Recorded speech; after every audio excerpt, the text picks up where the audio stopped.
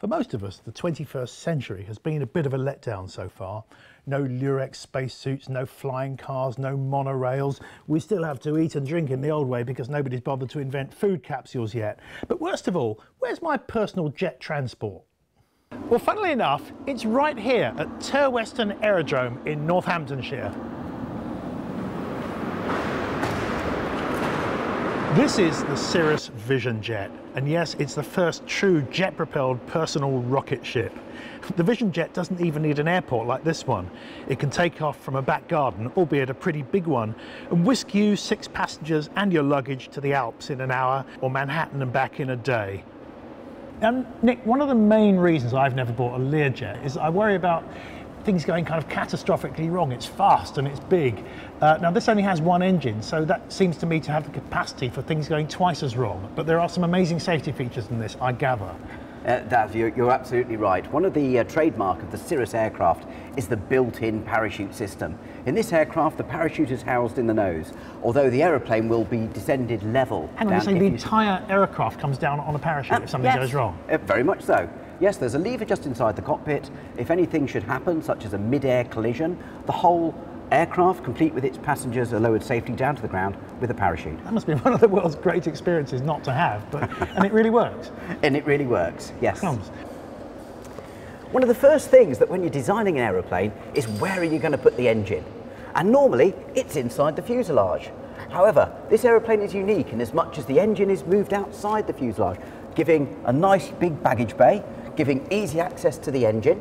Trouble is, where does the exhaust go? And the answer is into the V-tail, giving the striking look. So it's practical as well as looking ridiculously futuristic. Absolutely. It gives a 7-seat cabin and a very large pressurised hold for the baggage. Now, we're cheating a little bit because this is a fiberglass model. Now, we're not talking about something that's not going to be delivered for 15 years here, are we? We're hoping for the first customer deliveries to start at the end of 2012. Flying enthusiast and eco-vacation village developer Jeremy Paxton is one of the very first British buyers, and he's just dropping by to take another look at the new toy he just can't wait to play with. All right, good to see you. See this new baby of yours. Yeah. So Jeremy, why have you spent just close to £1 million adding this to your fleet? I think it's as close as you can get to a spaceship.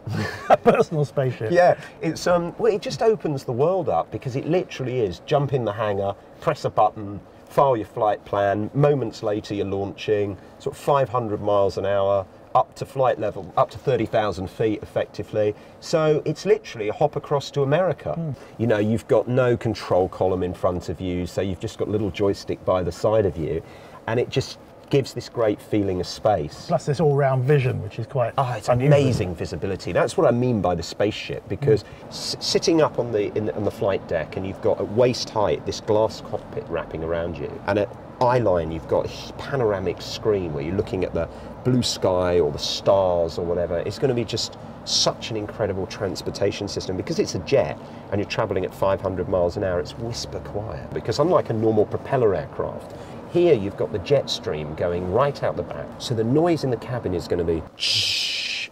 It's just going to feel like a magic carpet ride. So this is how we'll soon be popping over to Paris or to New York for a quick lunch. And we're not talking about some ill-defined point in the future, we're talking about the year after next. The 21st century really is finally arriving. Thank you very much for watching Technopolis TV.